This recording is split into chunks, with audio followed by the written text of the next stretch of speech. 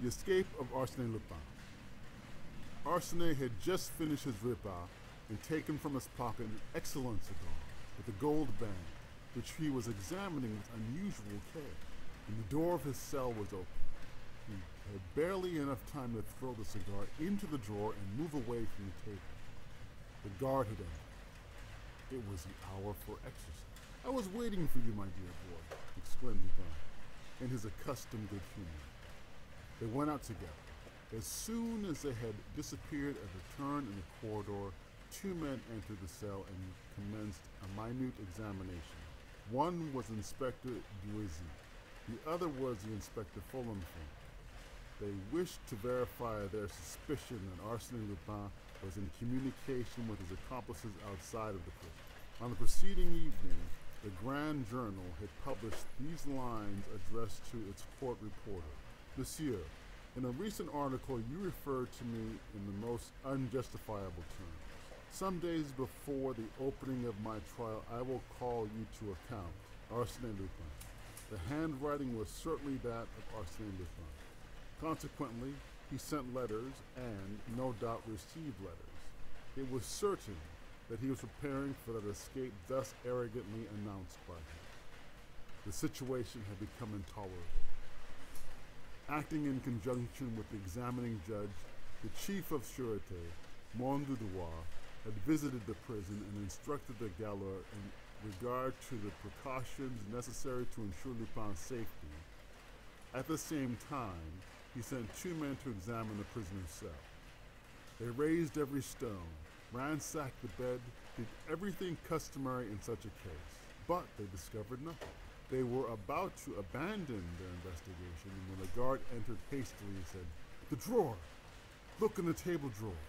When I entered just now, he was closing it." They opened the drawer, and Duisy exclaimed, "Ah, we have him this time." Folenfant stopped him. "Wait a moment. The chief will want to make an inventory. This is a very choice cigar. Leave it there and notify the chief." 2 minutes later, Monsieur Dudois examined the contents of the drawer. First, he discovered a bundle of newspaper clippings relating to Arsène Lupin taken from the Argus de la Presse. Then a tobacco box, a pipe, some paper called onion peel, and 2 books. He read the titles of the books.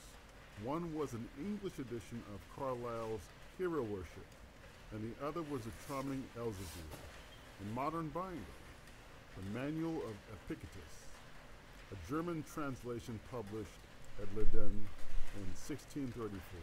On examining the books, he found that all the pages were underlined and annotated. Were they prepared as a code for correspondence, or did they simply express the studious character of the book? Then he examined the tobacco box and the pipe. Finally, he took up the famous cigar with its gold band. "Fichette," he exclaimed, "our friend smokes a good cigar. It's a Henry Clay." With the mechanical action of a habitual smoker, he placed the cigar close to his ear and squeezed it to make it crack. Immediately he uttered a cry of surprise. The cigar had yielded under the pressure of his fingers. He examined it more closely and quickly discovered something white between the leaves of the tobacco. Delicately, with the aid of a pin, he withdrew a roll of very thin paper, scarcely larger than a toothpick. It was a letter.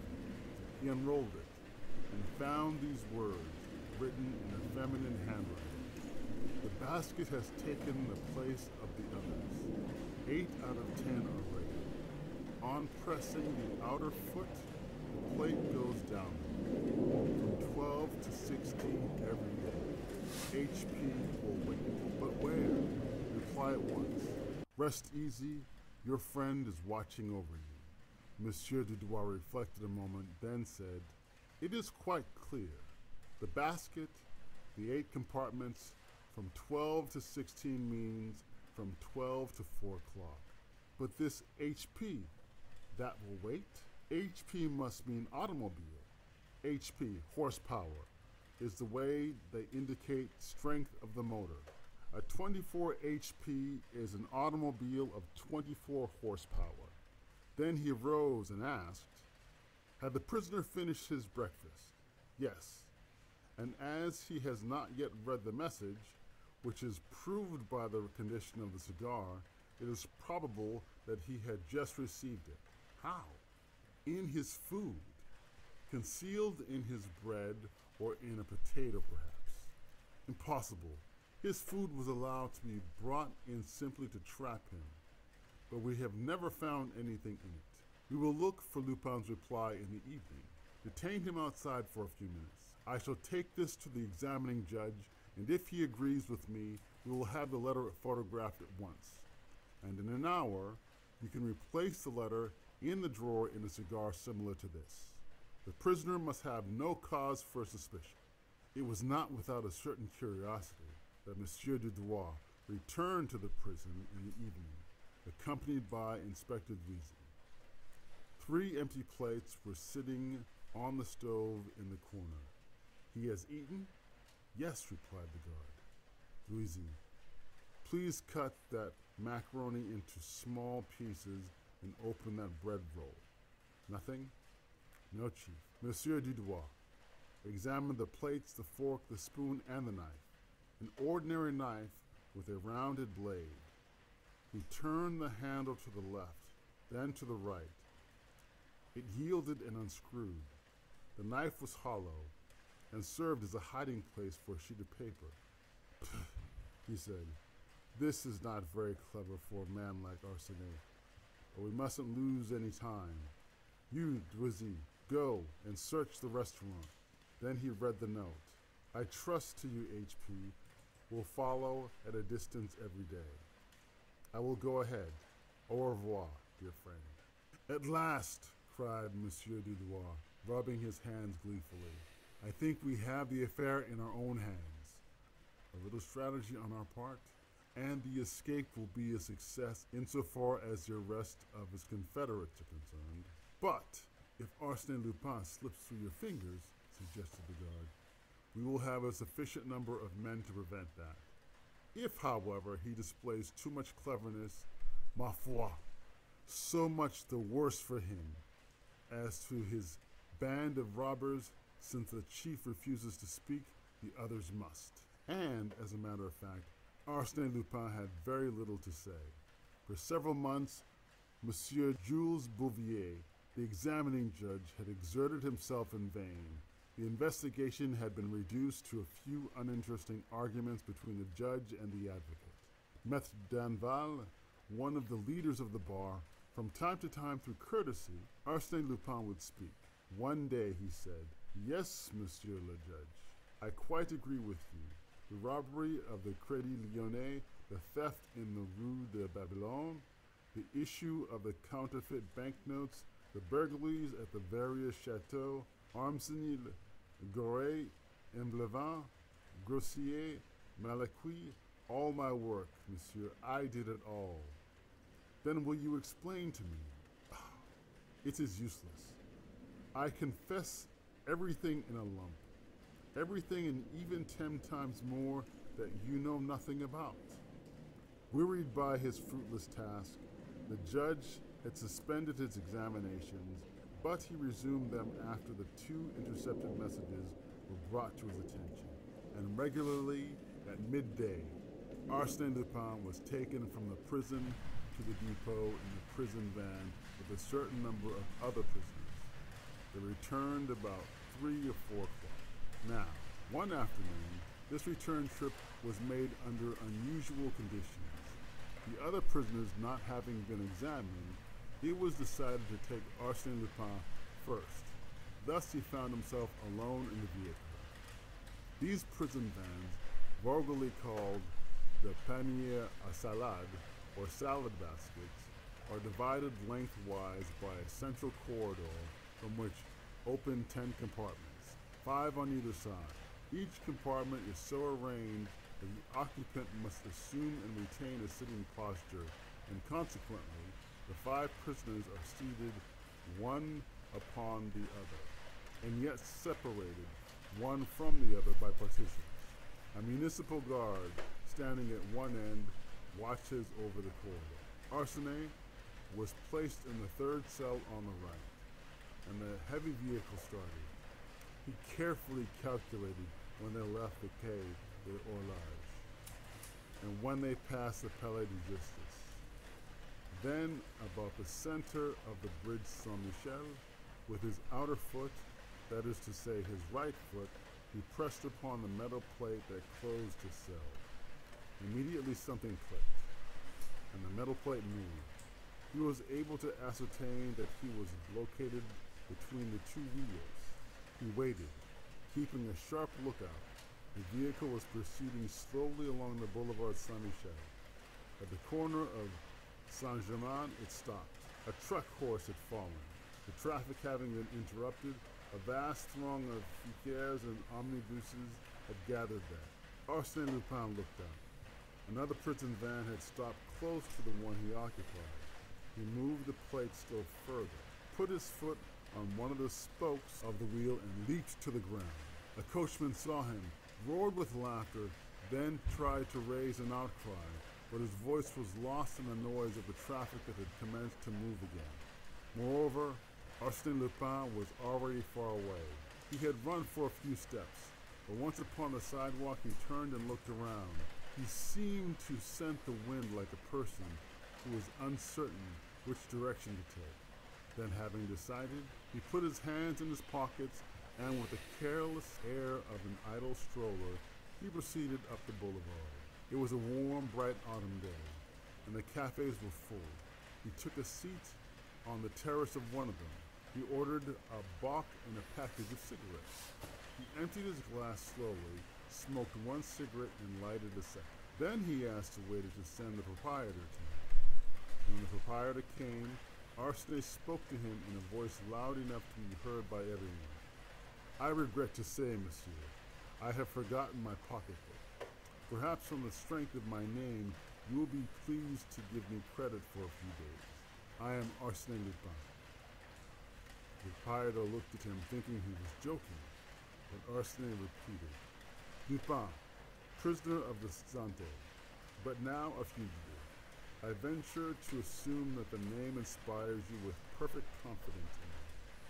And he walked away, amidst shouts of laughter, whilst the proprietor stood amazed. Lupin strolled along Rue Soufflot and turned into the Rue Saint-Jacques. He pursued his way slowly, smoking his cigarettes and looking into the shop windows. At the boulevard of Port Royal, he took his bearings, discovered where he was, and then walked in the direction of the Rue de la Santé. The high, forbidding walls of the prison were now before him. He pulled his hat forward to shade his face, then approaching the sentinel, he asked, "Is this the prison de la Santé?" "Yes. I wish to regain myself. The van left me on the way, and I would not abuse it." "Now, young man, move along, quick," growled the sentinel. "Pardon me, but I must pass through the gate. And if you prevent Arsène Lupin from entering the prison, it will cost you dear, my friend." "Arsène Lupin? What are you talking about?" "I am sorry. I haven't a card with me," said Arsène, fumbling in his pockets.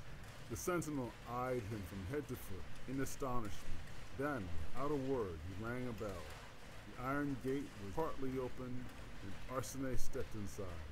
Almost immediately, he encountered the keeper of the prison, gesticulating and feigning a violent anger. Arsène smiled and said, "Come, monsieur, don't play that game with me. What? They take the precaution to carry me alone in the van, prepare a nice little obstruction, and imagine I'm going to take my heels and rejoin my friends. Well, and what about the 20 agents in the Sûreté who accompanied us on foot, in fiacres, and on bicycles? No, the arrangement did not please me. I should not have got away alive. This dude has cojones. Tell me, monsieur, did they count on that?" He shrugged his shoulders and added, "I beg of you, monsieur, not to worry about me. When I wish to escape, I shall not require any assistance." On the second day thereafter, the Echo de France, which had apparently become the official reporter of the exploits of Arsène Lupin, it was said that he was one of its principal shareholders, published a most complete account of his attempted escape. The exact wording of the messages exchanged between the prisoner and his mysterious friend, the means by which correspondence was constructed, the complicity of the police, the promenade on the Boulevard Saint-Michel, the incident at the Café Soufflot, everything was disclosed. It was known that the search of the restaurant and its waiters by Inspector Duzet had been fruitless. And the public also learned an extraordinary thing which demonstrated the infinite variety of resources that Lupin possessed. The prison van in which he was being carried was prepared for the occasion and was substituted by his accomplices for one of the 6 vans which did service at the prison. The next escape of Arsène Lupin was not doubted by anyone. He announced it himself in categorical terms in a reply to Monsieur Bouvier on the day following his attempted escape. The judge having made a jest about the affair, Arsène was annoyed, and firmly eyeing the judge, he said emphatically, "Listen to me, monsieur. I give you my word of honor that this attempted flight was simply preliminary to my general plan of escape." "I do not understand," said the judge. "It is not necessary that you should understand." And when the judge, in the course of that examination, which was reported at length in the columns of the Echo de France, when the judge sought to resume his investigation, Arsène Lupin exclaimed, with an assumed air of lassitude, mon Dieu, what's the use? All these questions are of no importance." "What? No importance?" cried the judge. "No, because I shall not be present at the trial." "You will not be present?" "No. I have fully decided on that, and nothing will change my mind." Such assurance, combined with the inexplicable indiscretions that Arsène committed every day, served to annoy and mystify the officers of the law. There were secrets known only to Arsène Lupin, secrets that he alone could divulge. But for what purpose did he reveal them, and how? Arsène Lupin was changed to another cell. The judge closed his preliminary investigation. No further proceedings were taken in his case for a period of 2 months, during which time Arsène was seen almost constantly lying on his bed with his face turned toward the wall. The changing of his cell seemed to discourage him. He refused to see his advocate. He exchanged only a few necessary words with him. During the fortnight preceding his trial, he resumed his vigorous life. He complained of want of air. Consequently, early every morning he was allowed to exercise in the courtyard, guarded by 2 men. Public curiosity had not died out. Every day it expected to be regaled with the news of his escape, and it is true, he had gained a considerable amount of public sympathy by reason of his verve and gait, his diversity, his inventive genius, and the mystery of his life. Arsène Lupin must escape. It was his inevitable fate. The public expected it and was surprised that the event had been delayed so long. Every morning, the prefect of police asked his secretary, "Well, has he escaped yet?" "No, monsieur the prefect. Tomorrow, probably." And on the day before the trial, a gentleman called at the office of the grand jury, asked to see the court reporter, threw his card in the reporter's face, and walked rapidly away. These words were written on the card: "Arsène Lupin always keeps his promises." It was under these conditions that the trial commenced. An enormous crowd gathered at the court. Everybody wished to see the famous Arsène Lupin. They had a gleeful anticipation that the prisoner would play some audacious pranks upon the judge. Advocates and magistrates, reporters and men of the world, actresses and society women were crowded together on the benches provided for the public. It was a dark, somber day, with a steady downpour of rain. Only a dim light pervaded the courtroom, and the spectators caught a very indistinct view of the prisoner. When the guards brought him in, but his heavy, shambling walk, the manner in which he dropped into his seat, and his passive, stupid appearance were not at all prepossessing. Several times his advocate, one of Monsieur Danval's assistants, spoke to him, but he simply shook his head and said nothing. The clerk read the indictment. Then the judge spoke. Prisoner at the bar, stand up. Your name, age, and occupation. Not receiving any reply, the judge repeated. Your name. I asked you your name. A thick, slow voice muttered. Baudreau Desiré. A murmur of surprise pervaded the courtroom, but the judge proceeded. Baudreau Desiré. Ah, a new alias. Well, as you have already assumed a dozen different names, and this one is, no doubt, as imaginary as the others, you will adhere to the name of Arsène Lupin, by which you are more generally known. The judge referred to his notes and continued. 4. Despite the most diligent search, your past history remains unknown. Your case is unique in the annals of crime. We know not whom you are, whence you came, your birth and breeding, all is a mystery to us. 3 years ago you appeared in our midst as Arsène Lupin, presenting to us a strange combination of intelligence and perversion, immorality and generosity. Our knowledge of your life prior to that date is vague and problematical. It may be that the man called Rosset, who 8 years ago worked with Dixon, the prestigator, was none other than Arsène Lupin. It is probable that the Russian student who 6 years ago attended the laboratory of Dr. Altier at the St. Louis Hospital, and who often astonished the doctor by the ingenuity of his hypothesis on subjects of bacteriology and the boldness of his experiments and diseases of the skin, was none other than Arsène Lupin. It is probable also that Arsène Lupin was the professor who introduced the Japanese art of jiu-jitsu to the Parisian public. We have some reason to believe that Arsène Lupin was a bicyclist who won the Grand Prix de l'Exposition, received his 10,000 francs, and was never heard of again.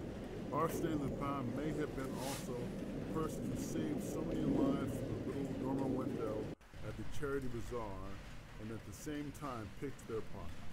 The judge paused for a moment, then continued.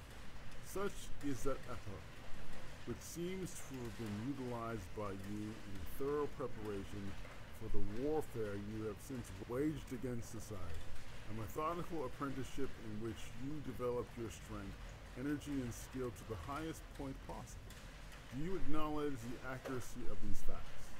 During this discourse, the prisoner had stood balancing himself, first on one foot, then on the other, with shoulders stooped and arms inert. Under the strongest light, one could observe his extreme thinness, his hollow cheeks, his projecting cheekbones, his earthen-colored face dotted with small red spots and framed in a rough, straggling beard. Prison life had caused him to age out. He had lost the youthful face, an elegant figure we had seen portrayed so often in newspapers. It appeared as if he had not heard the question propounded by the judge. Twice it was repeated to him. Then he raised his eyes, seemed to reflect, then, making a desperate effort, he murmured, Baudreau Desiré. The judge smiled as he said, I do not understand the theory of your defense, Arsène Lupin. If you are seeking to avoid responsibility for your crimes on the ground of imbecility, such a line of defense is open to you. But I shall proceed with the trial and pay no heed to your vagaries. He then narrated at length the various thefts, swindles, and forgeries charged against Lupin. Sometimes he questioned the prisoner, but the latter simply grunted or remained silent. The examination of witnesses commenced. Some of the evidence given was immaterial. Other portions of it seemed more important. But, through all of it, there ran a vein of contradiction and inconsistency. A wearisome obscurity enveloped the proceedings, until Detective Gentleman was called as a witness. Then interest was revived. From the beginning, the actions of the veteran detective appeared strange and unaccountable. He was nervous and ill at ease. Several times he looked at the prisoner with obvious doubt and anxiety. Then, with his hands resting on the rail in front of him, he recounted the events in which he had participated, including his pursuit of the prisoner across Europe and his arrival in America. He was listened to with great avidity, as his capture of Arsène Lupin was well known to everyone through the medium of the press. Toward the close of his testimony, after referring to his conversation with Arsène Lupin, he stopped twice, embarrassed and undecided. It was apparent that he was possessed of some thought which he feared to utter. The judge said to him sympathetically, "If you are ill, you may retire for the present." No, but..." He stopped, looked sharply at the prisoner and said, "I asked permission to scrutinize the prisoner at closer range. There is some mystery about him that I must solve." He approached the accused man, examined him attentively for several minutes, then returned to the witness stand and, in an almost solemn voice, he said, "I declare on oath that the prisoner now before me is not Arsène Lupin." A profound silence followed the statement. The judge, nonplussed for a moment, exclaimed, "Ah, what do you mean? That is absurd." The detective continued. At first sight, there is a certain resemblance, but if you carefully consider the nose, the mouth, the hair, the color of the skin, you will see that it is not Arsène Lupin. And the eyes. Did he ever have those alcoholic eyes? Come, witness, what do you mean? Do you pretend to say that we are trying the wrong man? In my opinion, Arsène Lupin has, in some manner, contrived to put this poor devil in his place, unless this man is a willing accomplice. This dramatic denouement caused much laughter and excitement amongst the spectators. The judge adjourned the trial and sent for Monsieur Bouvier, the gaoler, and the guards employed in the prison. When the trial was resumed, Monsieur Bouvier, the gaoler, examined the accused and declared that there was only a very slight resemblance between the prisoner and Arsène Lupin. "Well then," exclaimed the judge, "who is this man? Where does he come from? What is he in prison for?" Two of the prison guards were called, and both of them declared that the prisoner was Arsène Lupin. The judge breathed once more, but one of the guards then said, Yes, I think it is he." "What?" cried the judge impatiently. "You think it is he? What do you mean by that?" "Well, I saw very little of the prisoner. He was placed in my charge in the evening, and for 2 months he seldom stirred, but laid on his bed with his face to the wall." "What about the time prior to those 2 months?" "Before that, he occupied a cell in another part of the prison. He was not in cell 24. Here the head gaoler interrupted and said, "We changed him to another cell after his attempted escape. But you, monsieur, you have seen him during those 2 months?" "I had no occasion to see him. He was always quiet and orderly. And this prisoner is not Arsène Lupin?" "No." "Then who is he?" demanded the judge. "I don't know." "Then we have before us a man who was substituted for Arsène Lupin 2 months ago. How do you explain that?" "I cannot." In absolute despair, the judge turned to the accused and addressed him in a conciliatory tone. "Prisoner, can you tell me how and since when you became an inmate of the Prisoner de la Santé?" "Prisoner, can you tell me how and since when you became an inmate of the Prison de la Santé?" The engaging manner of the judge was calculated to disarm the mistrust and awaken the understanding of the accused man. He tried to reply. Finally, under clever and gentle questioning, he succeeded in framing a few phrases from which the following story was gleaned.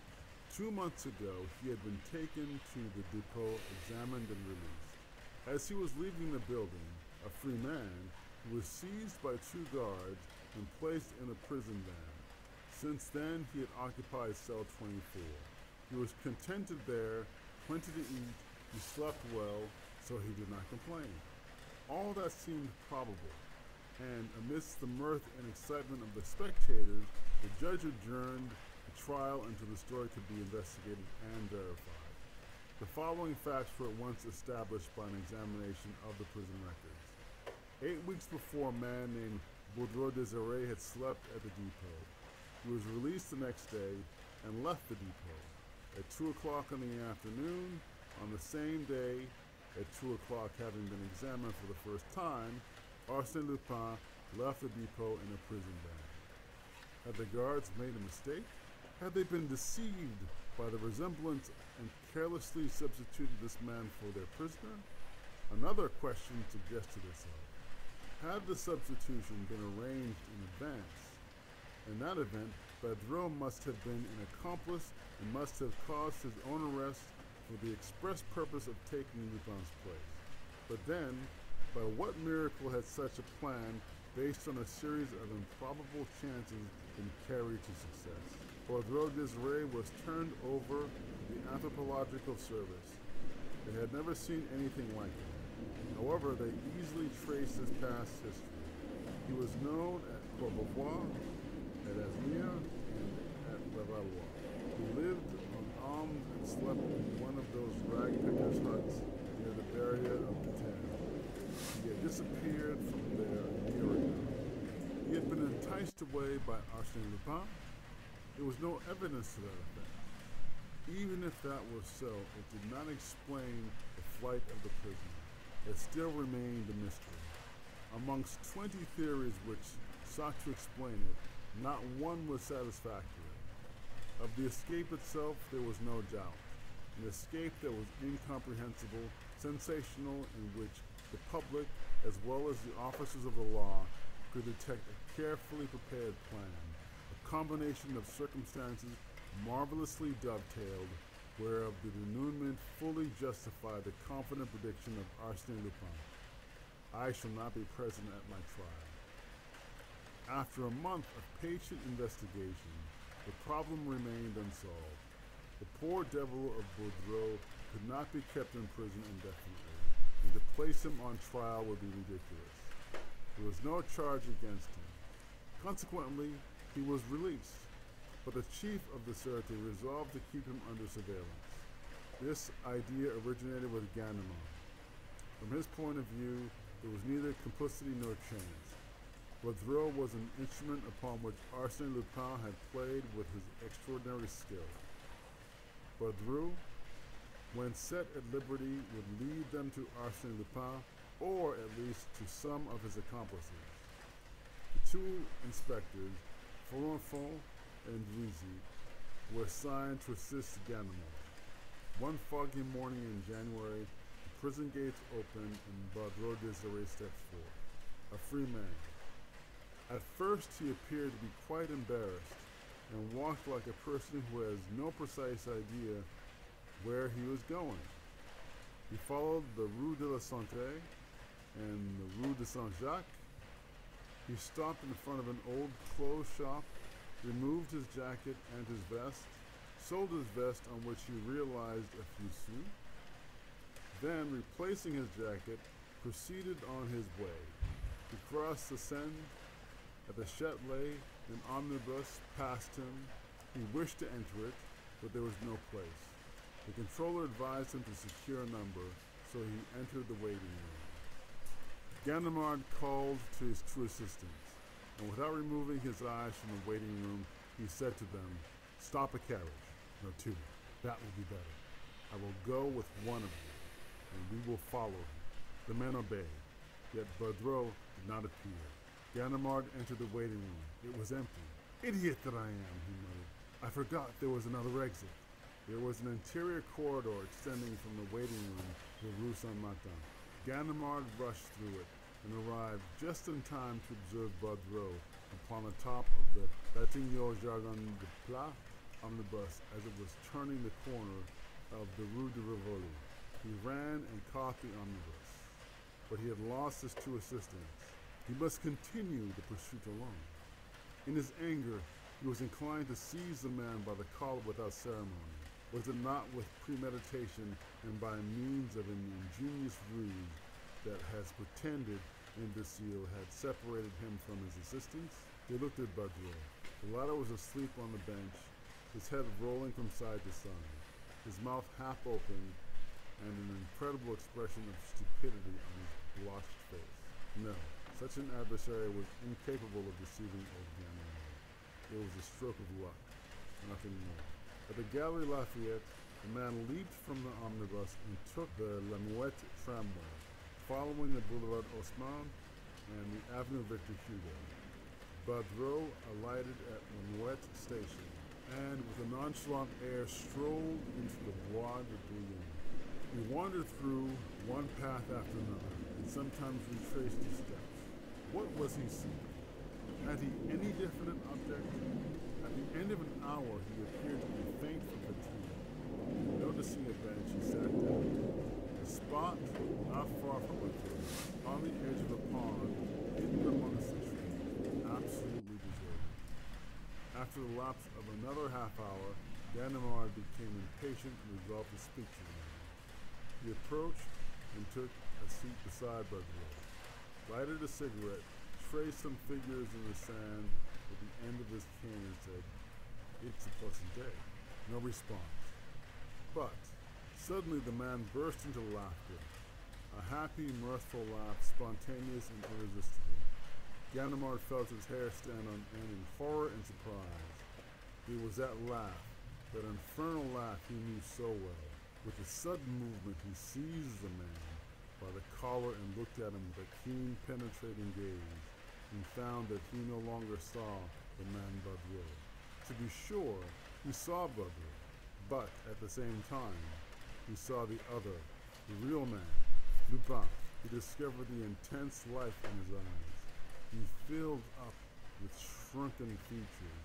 He perceived the real flesh beneath the flabby skin, the real mouth through the grimaces that deformed it. Those were the eyes and mouth of the other, and especially his keen, alert, mocking expressions, so clear and youthful. "Arsène Lupin! Arsène Lupin!" he stammered. Then, in a sudden fit of rage, he seized Lupin by the throat and tried to hold him down. In spite of his 50 years, he still possessed unusual strength. Whilst his adversary was apparently in a weak condition, but the struggle was a brief one. Arsène Lupin made only a slight movement, and as suddenly as he made the attack, Ganimard released the hold. His right arm fell inert, useless.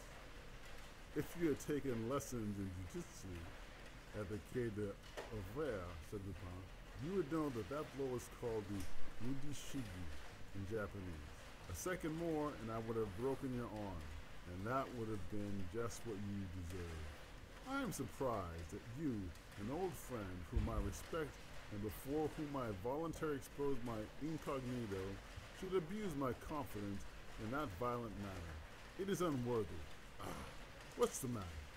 Ganimard did not reply. That escape for which he deemed himself responsible.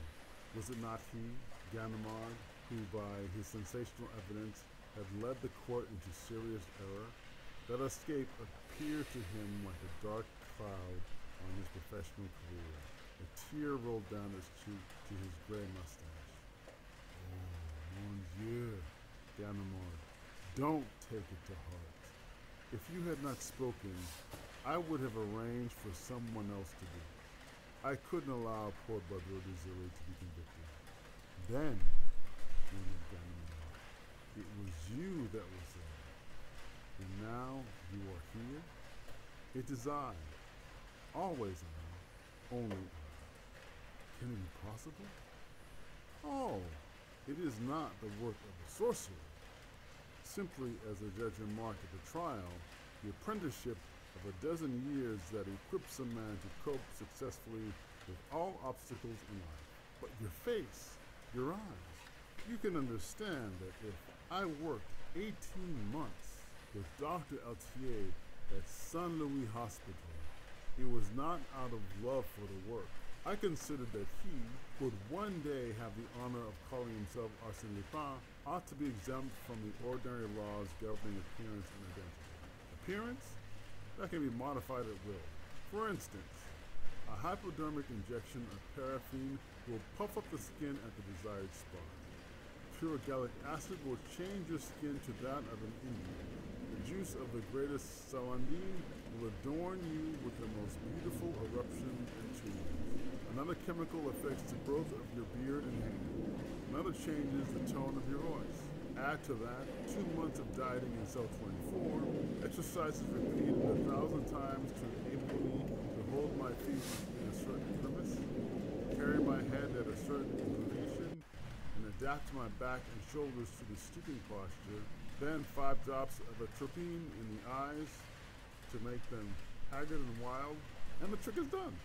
I did not understand how you deceived the guards. The change was progressive. The evolution was so gradual that they failed to notice it. But Boudreaux Desiree, Boudreaux exists.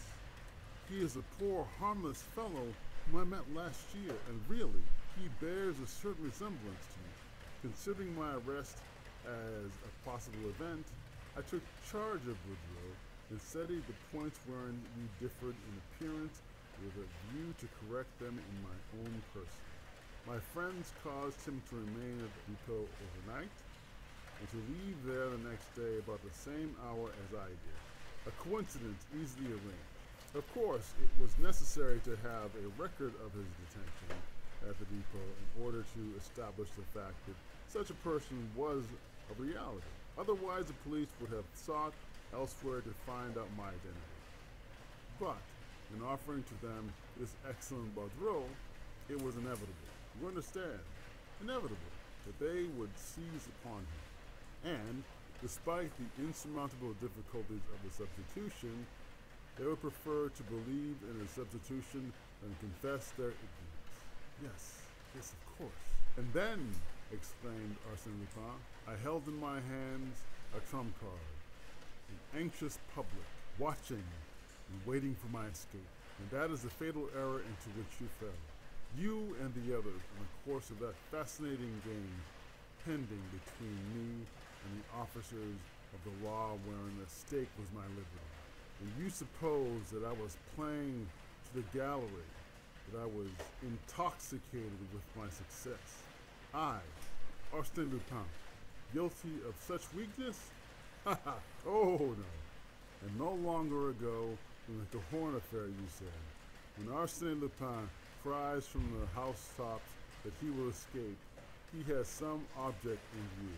But sapristi, you must understand that in order to escape, I must create in advance a public belief in that escape, a belief amounting to an article of faith, an absolute conviction, a reality as glittering as the sun. And I did create that belief, that Arsene Lupin would escape, that Arsene Lupin would not be present at his trial.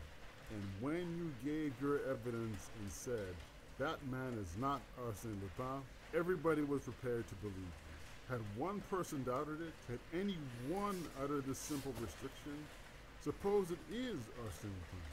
From that moment, I was lost.